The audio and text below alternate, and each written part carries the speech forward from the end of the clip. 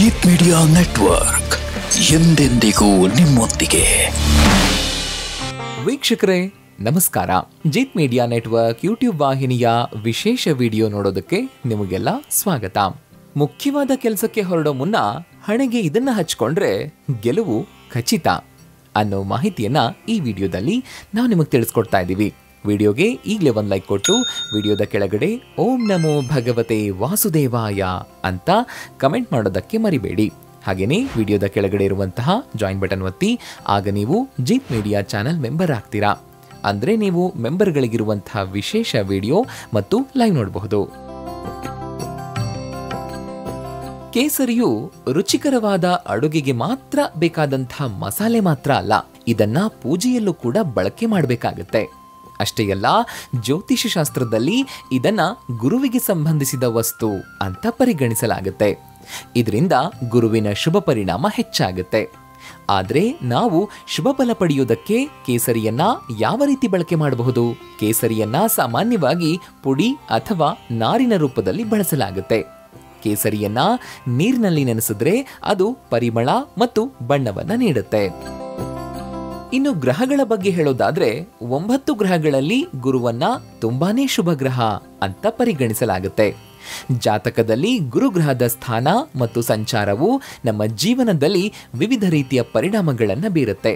ಅದು ಶಿಕ್ಷಣವಾಗಿರಲಿ, ಸಂಪತ್ತಾಗಿರಲಿ, ಕುಟುಂಬ ಜೀವನ ಆಗಿರಲಿ ಅಥವಾ ನಮ್ಮ ಜೀವನದ ಹಲವು ವಿಷಯಗಳು ಗುರುಗ್ರಹದಿಂದ ಪ್ರಭಾವಕ್ಕೆ ಒಳಗಾಗುತ್ತೆ. ಹಾಗಾಗಿ ಗುರುಗ್ರಹವನ್ನ ಶುಭವಾಗಿಡೋದು ತುಂಬಾನೇ ಮುಖ್ಯ. ಜೀವನದಲ್ಲಿ ಶುಭ ಕಾರ್ಯಗಳು ನಡೀತಾನೆ ಇರಬೇಕು ಅಂತಂದ್ರೆ ನಿಮ್ಮ ಜಾತಕದಲ್ಲಿ ಗುರುವು ಉನ್ನತ ಸ್ಥಾನದಲ್ಲಿರಬೇಕಾದದ್ದು ತುಂಬಾನೇ ಮುಖ್ಯ. ಯಾಕೆಂತಂದ್ರೆ ಗುರುಗ್ರಹವನ್ನ ಶುಭ ಕಾರ್ಯಗಳ ಗ್ರಹ ಅಂತ ಪರಿಗಣಿಸಲಾಗುತ್ತೆ. ಗುರುಗ್ರಹ ಯಾವಾಗ್ಲೂ ಅನುಕೂಲಕರವಾಗಿರಬೇಕು, ನಿಮ್ಮ ಜೀವನ ಚೆನ್ನಾಗಿರ್ಬೇಕು ಅಂತಂದ್ರೆ ನೀವು ಪ್ರತಿದಿನ ಕೇಸರಿ ತಿಲಕವನ್ನ ಹಚ್ಚಬೇಕು. ಅದಕ್ಕಾಗಿ ನೀವು ಮಾಡಬೇಕಾದದ್ದು ಇಷ್ಟೇ. ಕೇಸರಿ ಎಳೆಯನ್ನ ತಗೊಂಡು ಅದನ್ನ ಒಂದು ಬಟ್ಲಿನಲ್ಲಿ ಅಥವಾ ತಟ್ಟೆಯಲ್ಲಿ ಇರಿಸಬೇಕು. ಅದರ ಮೇಲೆ 1 ಅಥವಾ 2 ಹನಿ ನೀರನ್ನ ಸುರಿಬೇಕು. ಅದು ತನ್ನ ಬಣ್ಣವನ್ನ ಬಿಡೋದಕ್ಕೆ ಪ್ರಾರಂಭಿಸುತ್ತೆ. ನಂತರ ಬಲಗೈಯ ಉಂಗುರದ ಬೆರಳಿನಿಂದ ತಿಲಕವನ್ನ ತಗೊಂಡು ಅದನ್ನ ನಿಮ್ಮ ಹಣೆಗೆ ಹಚ್ಕೊಳ್ಬೇಕು. ಹೀಗೆ ಮಾಡೋದ್ರಿಂದ ನಿಮಗೆ ಹಲವಾರು ರೀತಿಯಲ್ಲಿ ಲಾಭ ಸಿಗುತ್ತೆ. ನಿಮಗೆ ಕೇಸರಿಯ ಮತ್ತೊಂದಿಷ್ಟು ಉಪಾಯಗಳನ್ನು ಕೂಡ ಹೇಳ್ತೀವಿ, ಕೇಳಿಸ್ಕೊಳ್ಳಿ. ಗುರುವಾರದ ದಿನ ನೀವು ಬೆಳಗ್ಗೆ ಎದ್ದು ಸ್ನಾನ ಇತ್ಯಾದಿ ಮಾಡಿದ ನಂತರ ಬಾಳೆ ಗಿಡದ ಬಳಿ ದೇಸಿ ತುಪ್ಪದ ದೀಪವನ್ನು ಹಚ್ಚಬೇಕು. ನಂತರ ಕೇಸರಿ ತಿಲಕವನ್ನ ಹಚ್ಚಿ, ಜೊತೆಗೆ ಬಡವರಿಗೆ, ನಿರ್ಗತಿಕರಿಗೆ ಕೇಸರಿ ಹಾಲು, ಕೇಸರಿ ಕೀರ್, ಕೇಸರಿ ಸಿಹಿ ತಿಂಡಿ ಇವುಗಳಲ್ಲಿ ಯಾವುದಾದ್ರೂ ಒಂದನ್ನ ದಾನ ಮಾಡಿ. ಹೀಗೆ ದಾನ ಮಾಡೋದ್ರಿಂದ ನಿಮ್ಮ ಗುರುಗ್ರಹ ಪ್ರಬಲವಾಗುತ್ತೆ. ನಿಮಗೆ ಜೀವನದಲ್ಲಿ ಯಶಸ್ಸು ಸಿಗುತ್ತೆ. ನೀವು ಅಂದುಕೊಂಡಂತಹ ಎಲ್ಲಾ ಕೆಲಸಗಳು ಕೂಡ ನಡೆಯುತ್ತೆ. ಇದಲ್ಲದೆ ನಿಮ್ಮ ಜಾತಕದಲ್ಲಿದ್ದ ಹಲವು ದೋಷಗಳನ್ನು ಕೂಡ ಕೇಸರಿ ನಿವಾರಣೆ ಮಾಡುತ್ತೆ. ಒಂದು ವೇಳೆ ನಿಮ್ಮ ಜಾತಕದಲ್ಲಿ ಚಂದ್ರ ದುರ್ಬಲವಾಗಿದ್ರೆ ಅಂಥ ಸಂದರ್ಭದಲ್ಲಿ ಒಂದು ಬೆಳ್ಳಿಯ ಪುಟಾಣಿ ಪೆಟ್ಟಿಗೆಯನ್ನು ತಗೊಂಡು ಅದರಲ್ಲಿ ಕೇಸರಿಯನ್ನ ತುಂಬಿಡಿ. ಈ ಪೆಟ್ಟಿಗೆಯನ್ನ ನೀವು ಹಣವನ್ನು ಇಡುವಂತಹ ಸ್ಥಳದಲ್ಲಿ, ಲಾಕರ್ನಲ್ಲಿ ಅಥವಾ ಹೊರಗಿನವರು ನೋಡಲಾಗದಂತಹ ಒಂದು ಗುಪ್ತವಾದ ಹಾಗೂ ಸ್ವಚ್ಛವಾದ ಸ್ಥಳದಲ್ಲಿ ಇದನ್ನ ಇರಿಸಬೇಕು. ಇದರಿಂದ ಚಂದ್ರದೋಷವು ಕೂಡ ನಿವಾರಣೆಯಾಗುತ್ತೆ. ಜೊತೆಗೆ ಹಣಕಾಸಿನ ಒಳಹರಿವು ಕೂಡ ಹೆಚ್ಚಾಗುತ್ತೆ. ಇನ್ನು ಮಂಗಳ ದೋಷದ ಪರಿಣಾಮವನ್ನ ಕಡಿಮೆ ಮಾಡೋದಕ್ಕೆ ಏನ್ ಮಾಡೋದು ಅನ್ನೋದನ್ನ ನೋಡೋಣ. ಒಂದು ವೇಳೆ ನಿಮ್ಮ ಜಾತಕದಲ್ಲಿ ಮಂಗಳ ದೋಷವಿದ್ರೆ ಪ್ರತಿ ಮಂಗಳವಾರ, ನೆನಪಲ್ಲಿಡಿ, ಪ್ರತಿ ಮಂಗಳವಾರ ಮಿಸ್ ಮಾಡದೆ ಹನುಮಂತನಿಗೆ ಕೆಂಪು ಶ್ರೀಗಂಧ ಮತ್ತು ಕೇಸರಿಯನ್ನ ಜೊತೆಯಾಗಿ ಬೆರೆಸಿ ತಿಲಕವನ್ನ ಹಚ್ಚಬೇಕು.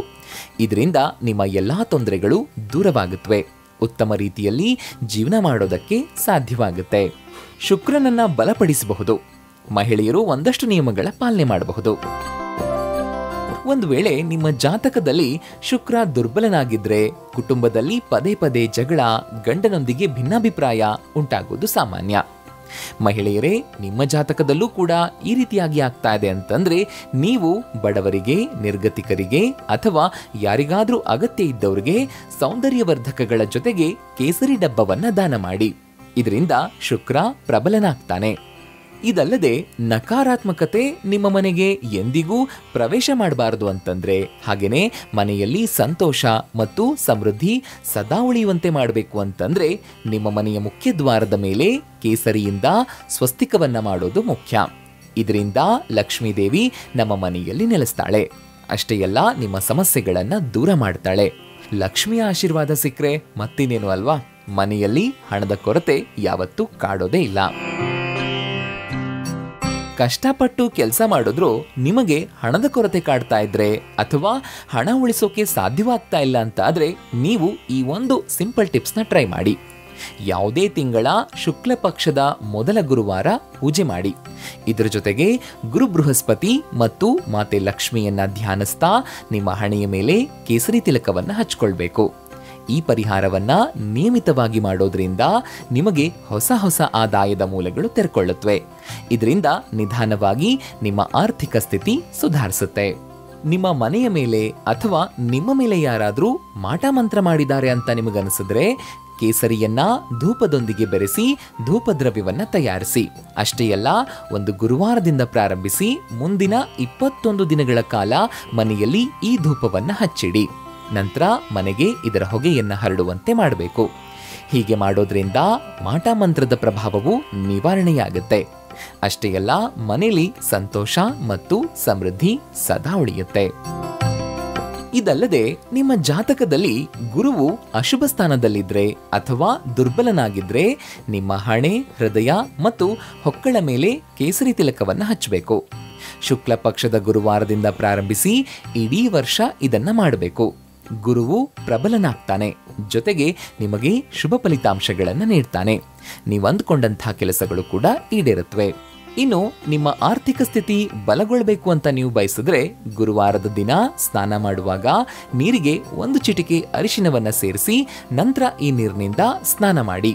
ಸ್ನಾನದ ನಂತರ ಬಾಳೆ ಮರದ ಬಳಿ ದೇಸಿ ತುಪ್ಪದ ದೀಪವನ್ನ ಹಚ್ಚಿ ಬೆಲ್ಲ ಮತ್ತು ಬೇಳೆಕಾಳುಗಳನ್ನು ಅರ್ಪಿಸಬೇಕು.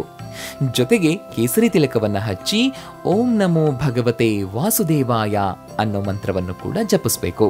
ಇದರಿಂದ ನಿಮ್ಮ ಆರ್ಥಿಕ ಸ್ಥಿತಿ ಬಲಗೊಳ್ಳುತ್ತೆ. ಶುಕ್ಲ ಪಕ್ಷದ ಗುರುವಾರದಿಂದ ಈ ಅಭ್ಯಾಸವನ್ನ ಪ್ರಾರಂಭಿಸಿ. ಮತ್ತೆ ಎಷ್ಟು ದಿನ, ಎಷ್ಟು ವರ್ಷ ಬೇಕಾದರೂ ಇದನ್ನ ಮಾಡಬಹುದು. ಇನ್ನು ಕೊನೆಯದಾಗಿ, ನಿಮ್ಮ ವೈವಾಹಿಕ ಜೀವನದಲ್ಲಿ ಯಾವುದೇ ರೀತಿಯ ಉದ್ವಿಗ್ನತೆ ಇದ್ರೆ ಅಥವಾ ಇಬ್ಬರ ನಡುವೆ ಮನಸ್ತಾಪಗಳು ಬರ್ತಾ ಇದ್ರೆ ಅಥವಾ ಕಾರಣವಿಲ್ಲದೆ ಜಗಳ ನಡೀತಾ ಇದ್ರೆ ನಿಮ್ಮ ಹಣೆಯ ಮೇಲೆ, ಹೃದಯ ಮತ್ತು ಹೊಕ್ಕಳಕ್ಕೆ ಕೇಸರಿ ತಿಲಕವನ್ನ ಹಚ್ಕೊಳ್ಬೇಕು. ಇದರ ಜೊತೆಗೆ ಶಿವಲಿಂಗಕ್ಕೆ ಕೇಸರಿ ಮಿಶ್ರಿತ ಹಾಲಿನ ಅಭಿಷೇಕವನ್ನ ಮಾಡಬೇಕು. ನೀವು ಇದನ್ನ ನಿರಂತರವಾಗಿ ಮಾಡ್ತಾ ಬಂದ್ರೆ ಇದರ ಪರಿಣಾಮ 2 ರಿಂದ 3 ತಿಂಗಳೊಳಗೆ ಕಾಣಿಸ್ಕೊಳ್ಳೋದಕ್ಕೆ ಪ್ರಾರಂಭಿಸುತ್ತೆ. ಗಂಡ ಹೆಂಡತಿಯ ಬಾಂಧವ್ಯ ಉತ್ತಮವಾಗುತ್ತೆ.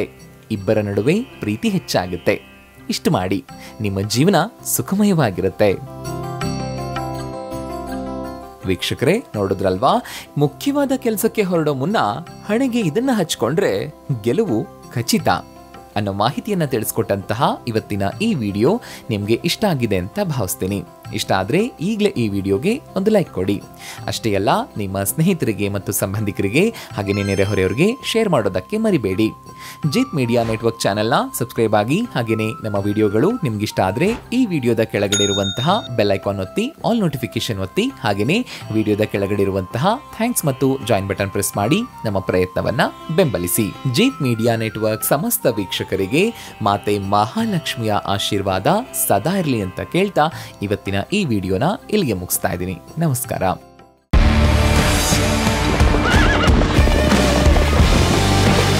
ಜಿತ್ ಮೀಡಿಯಾ ನೆಟ್ವರ್ಕ್ ಎಂದೆಂದಿಗೂ ನಿಮ್ಮೊಂದಿಗೆ.